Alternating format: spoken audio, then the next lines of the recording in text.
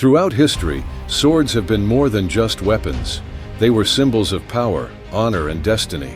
From the Khopesh sword wielded by ancient Egyptian warriors to Attila the Hun's legendary war sword, these blades have carved out the rise and fall of empires. In this video, we'll dive into the stories of the world's most famous swords, exploring how these iconic weapons helped shape the course of human history.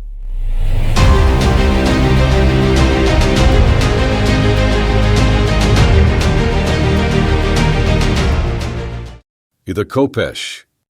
The Khopesh is one of the most influential sword types from the Bronze Age. It is a distinctive weapon of ancient Egypt, with a curved blade sharpened on the outer edge. These sickle-shaped swords were often cast from bronze and are believed to have been imported into Egypt through the Middle East. During the New Kingdom period, the Khopesh became a popular military weapon and was highly valued for its devastating close combat capabilities.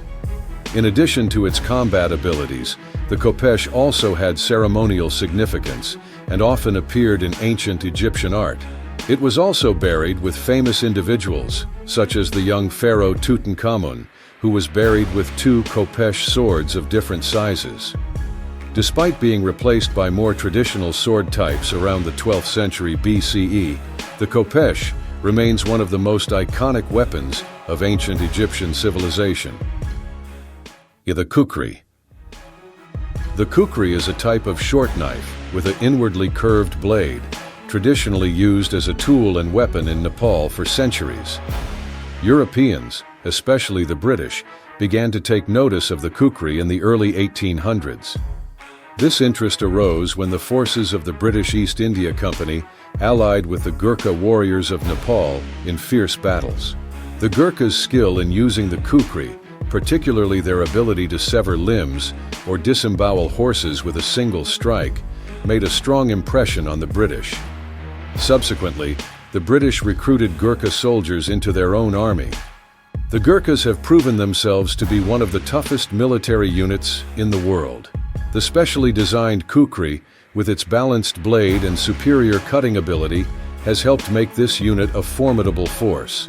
To this day, the Kukri remains the standard weapon of the Gurkha soldiers and is a symbol of the Gurkha Brigade in the British Army, with the majority of its members being Nepalese.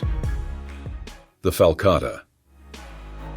The Falcata is a long curved sword, measuring about 0.6 meters, used by Iberian warriors in ancient Spain. This sword blade was made from high-quality iron or steel. The distinctive feature of the Falcata is its wide blade near the hilt and tapering to a sharp point. This design allows the Falcata to have the chopping power of an axe and the sharp cutting ability of a sword. The Falcata is often associated with the legend of the Carthaginian general Hannibal, who equipped his African army with this type of sword in the Punic Wars against Rome. It is believed that the effectiveness of the Falcata in close combat may have contributed significantly to Hannibal's overwhelming victory over the Roman army at the Battle of Cannae in 216 BCE. The Olber Sword.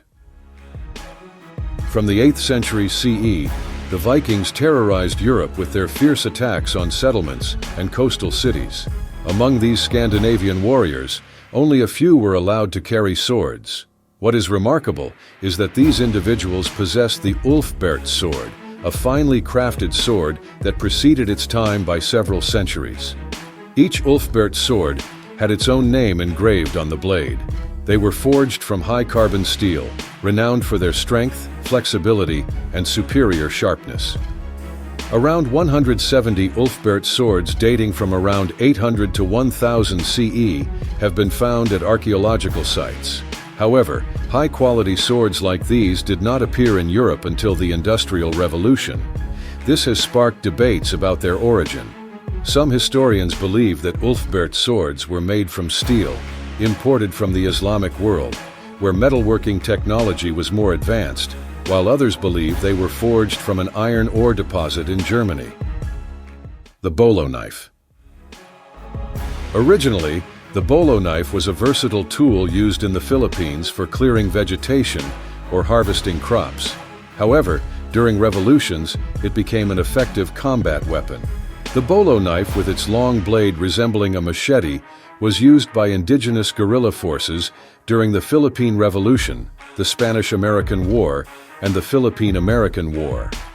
Despite facing enemies armed with more modern weapons, the warriors using the bolo, also known as bolo men, inflicted significant losses on the enemy. An American soldier named Ira Aris once described, "Their main weapon is a long, wide-bladed bolo knife that looks very intimidating. They use it for killing, and they take pride in their strength and skill. They even boast about their achievements, such as cutting off an opponent's head with a single strike." The bolo knife was later used in World War II and remains an important part of the Philippines' traditional martial arts. The katana. In the history of medieval Japan, the image of a samurai warrior wielding a razor-sharp katana is an unmistakable symbol. The katana is a type of curved and sharp sword that became the preferred weapon of the samurai, the noble warriors who served the feudal lords of Japan and lived by the code of honor known as Bushido. The most skilled samurai were famous for their ability to defeat opponents with a single swift strike, and their swords were regarded as valuable works of art. One of the most famous samurai swords is the Honjo Masamune, the precursor to the katana, forged by the legendary swordsmith Goro Nyudo Masamune in the 13th or 14th century. It is considered one of the most exquisite Japanese swords ever crafted. This sword was once owned by Honjo Shigenaga, a 16th century warrior, and later passed through the hands of various owners. However, it was lost at the end of World War II, possibly stolen by an American soldier.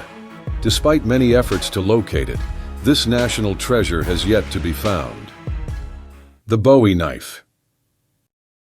The most iconic survival knife in American history is named after Jim Bowie, a brave frontier soldier and a famous figure in the Texas Revolution. Bowie's reputation as a skilled knife fighter began in 1827 after a brawl on a sandbar near Natchez, Mississippi, where he killed another man. The weapon he used was likely a thick-bladed butcher knife. When news of the duel spread across the United States, many pioneering individuals started ordering their own Bowie knives from blacksmiths. The Bowie knife has a distinctive design, with a blade length ranging from 9 to 15 inches and a double-edged tip. They became popular on the frontier, used not only for hunting and chopping wood, but also in barroom brawls. There were even specialized schools that taught the art of fighting with the Bowie knife. Although it ceased to be a primary combat weapon when replaced by firearms, the Bowie knife continues to be used as a practical hunting tool to this day. The Gladius. The Gladius is a short, double-edged sword, measuring about 0.6 meters in length. It was one of the main weapons of the Roman legions, along with the pilum spear and the scutum shield. The Gladius played a crucial role in building the Roman Empire. Its design evolved over centuries, but typically featured a pointed tip and a sturdy blade made of high-quality steel. The Gladius was primarily used for thrusting, and it was most effective when used in a disciplined and organized military formation. On the battlefield, Roman soldiers used their shields to protect themselves and wielded the Gladius to launch ferocious attacks against their enemies. Historians Richard A. Gabriel and Karen S. Metz argue that in the hands of a well-trained Roman soldier, the Gladius was the most dangerous weapon among all the ancient weapons ever produced until the invention of firearms. Attilla the Hun's war sword. There are many legends surrounding the life of Attilla the Hun, the fearsome ruler known as the Scourge of God, for his brutal invasions of eastern Rome in the 5th century AD. One of the most famous legends revolves around his sword. According to the ancient historian Jordanes, Attila was given a finely crafted sword by a Hun shepherd that he found while tending his flock. Attila believed that this sword was a gift from heaven and declared it to be the sword of the Roman god of war, Mars. He displayed this sword to the Huns as evidence of a divine mission that destined him to triumph in every military campaign. Attila continued to wield this war sword until his death in 453 AD. However, after his death, this legendary sword was lost and is no longer recorded in history.